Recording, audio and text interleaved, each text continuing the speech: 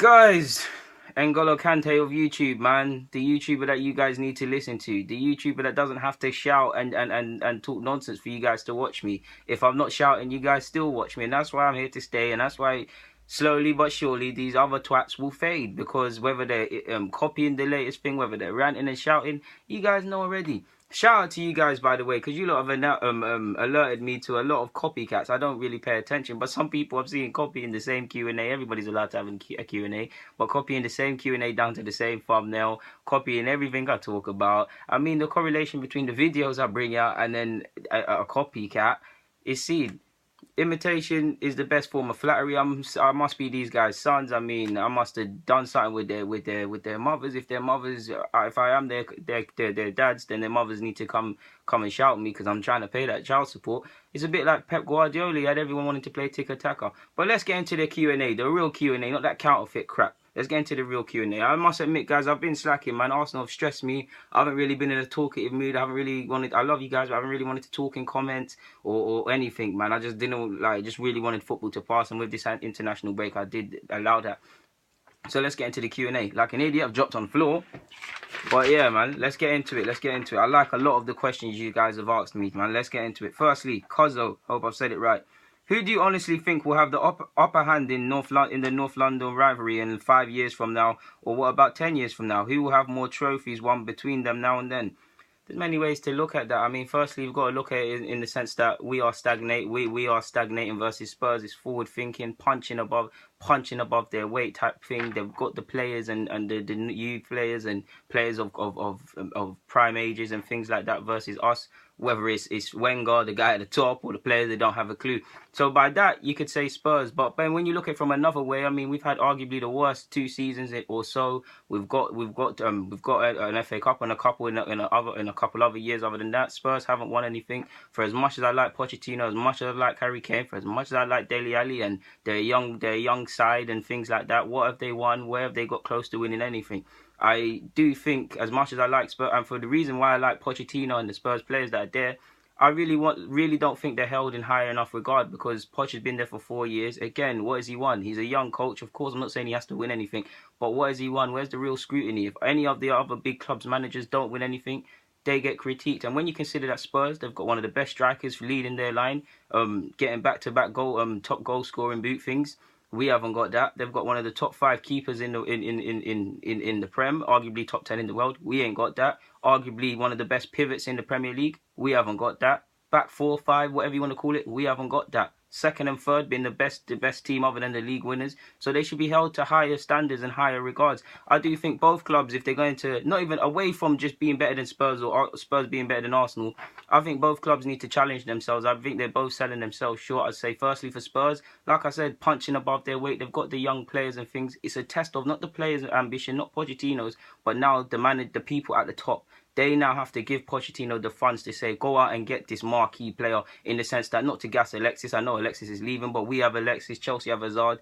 Spurs haven't really got that. If they get someone like that, stands up to be counted. You've seen they've been offered Di Maria and things for 65 million. These are the signings they should be doing, but do I see Levy doing that anytime soon? No. So both clubs are selling themselves short, in my opinion. I've got some other points written down. Of course, the stadium issue could play. We don't know if it's going to be like Arsenal or whatever. I think both teams should be excited about the next 10 years, regardless of how crap Arsenal is and how forward-thinking Spurs are, but also worried because money needs to be spent, and I don't think both clubs are going out and spending the money that is required on these players. I have to rate Spurs' recruitment this summer, but yeah, that's what I'm talking about. I mean, they haven't won a league in 50 years or so. We haven't won it or so. Yeah, like you can see the standard between the two clubs. With Spurs, it's again punching above their weight. That's probably why the media is not as harsh on them. Whereas we're has-beens and they've never been, in the sense that they ain't won it for 50 years. So I don't know really to answer your question. If I had to put a bet on it based on where the two sides have been for the last 2 years, you have to say Spurs. You have to say Spurs. The youth academies of both sides are decent, but one is actually actively giving youth a chance. One is letting youth walk out through the window, walk out through the door.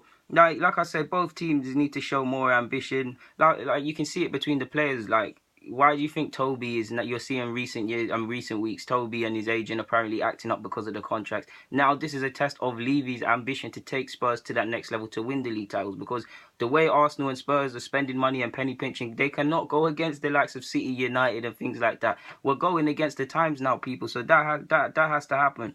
To answer your question, yeah, man. I think both teams need to inspire players to play for them more, even more now than ever. So I don't really know in regards to the next 5 or 10 years, but it'd be exciting to see. Next question. Sorry, I forgot your name. Oh, Scott, my guy. Deluded Guna. Is a deluded Guna one who believes that we're going to win the league, one who believes we're still going to make a marquee signing, or one who wasn't optimistic, but the shenanigans behind the scenes at the club have caused the optimism and joy to drain away? Damn, he sounds exactly like he's explaining me. Damn.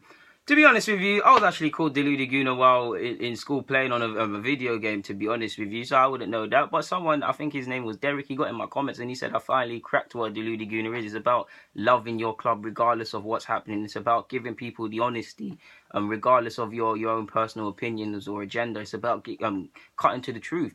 And you could say that. I mean, I'm deluded in the sense that I love my club. Like, I love my club. I always give it to you honest to the point where you don't think I'm pessimistic. But I'm honest. Like, if my club is doing a madness, I'm going to praise it. If we're playing, pardon my language, crap, I'm going to say it. If I think players are crap, I'm going to say it. So I think that's it, really. I think that's what being a deluded gooner is, really, if I'm honest with you. Caring about your club, seeing the truth for what it is, actively looking at other clubs to see what they're doing right and wrong. Because, I mean, if I love my club, I'm going to see what clubs are doing right and wrong. If any army general that wants to win a war, is he not going to know, what X, Y, and Z army is doing? So yeah, I hope that answers your question. I wouldn't really know, to be honest with you. Igan Ibrahim. Is there any way Arsene Wenger leaves before the contract is over? Well... yeah, of course, if results go a certain way. But on the other hand, I mean, the man's shown that he cannot be broken, he cannot be pushed out, he can't be this and that. So it's essentially until he wants to call it a day. I'm not even going to get into it with the board and things like that. We know they're not footballing men. So it's looking like until he calls it a day. He's enjoying such a comfortable position. I really wish that he was pushed to excel more. So yeah, I can't see it happening anytime soon. Kazlang D. Why isn't Kane... You did not put the sentence right, my G, but I'll try. Why isn't Kane criticised like other PL strikers? He went a whole month without scoring. I agree. It did get brushed off. We all know a lot of things have bogey months. I do agree. It did get brushed off as, it's just one of them things. Versus Lukaku in April is very well documented when Giroud is nowhere near Kane, cannot talk to him. But just to illustrate the point, when he went on a goal-scoring thingy, it was highlighted.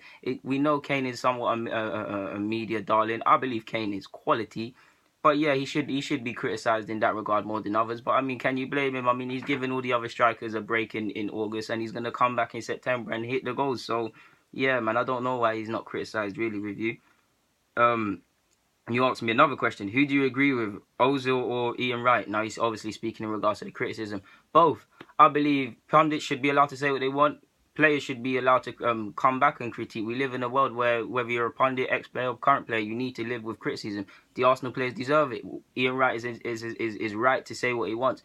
Ozil is right to tell them to shut up, because sometimes it actually doesn't make sense and these lot can be very knee-jerk. Both are duds. Both kind of want to pull in the same direction and just wanting Arsenal to do better. I believe Ian Wright is right. I also believe Ozil's right. My personal take on it has always been, you guys, if you're big enough to take the praise that comes with playing for a big club, you need to take the criticism. That's my personal stance on it. So next question. Akinyemi.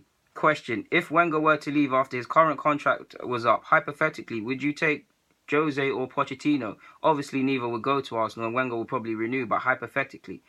Of course, man. Pochettino...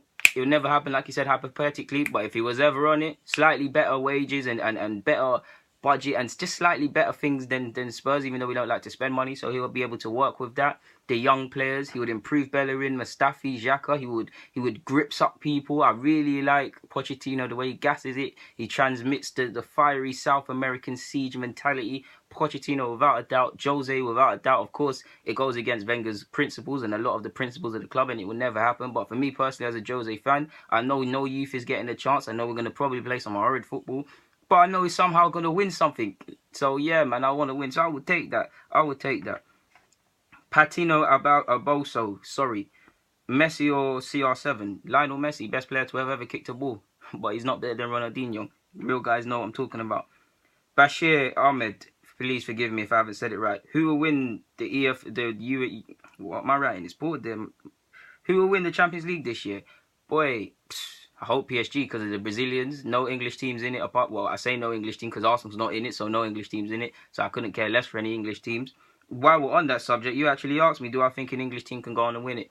Well, if it was a black and white world, you could say sure, yeah, but whether it's the culture mentality, I don't think English sides, when they go into the Champions League, they're as tactical as they should be. They're not as proactive. They leave too much to chance. I do think they disrespect sides. Like the best example, City versus Monaco. I do believe going into that they thought they were going to win it and got hit by a culture shock. I don't believe either we come with the mentality to win it, the adaptability to win it. I don't think any English team can win it. Yes, you could. If I had to say out of all of them, he probably has the biggest chance. I'd say, I don't know, man. I'd say Jose because he's cerebral in his approach. City have obviously I believe they went the furthest out of all the English sides last year.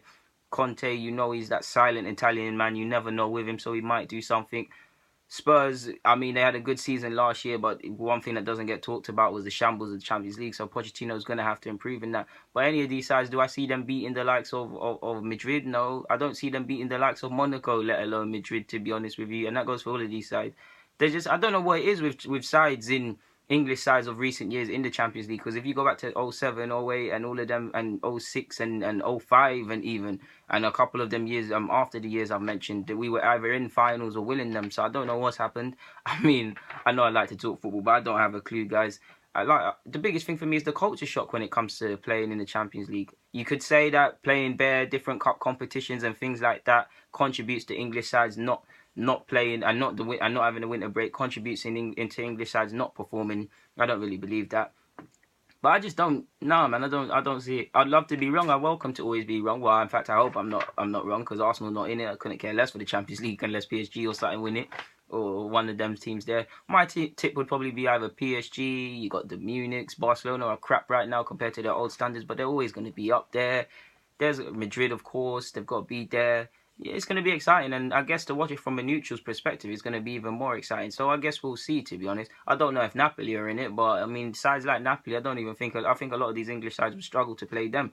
So yeah, guys, Deluded Gooner, I'm signing out. Q&A done. Get in the questions. If you want another Q&A in the next either Thursday or Friday, I swear down I'll do it if you ask me enough questions. Get in there. Any topics you want me to talk about, let's talk about. You guys know I'm the best YouTuber. I do this thing properly.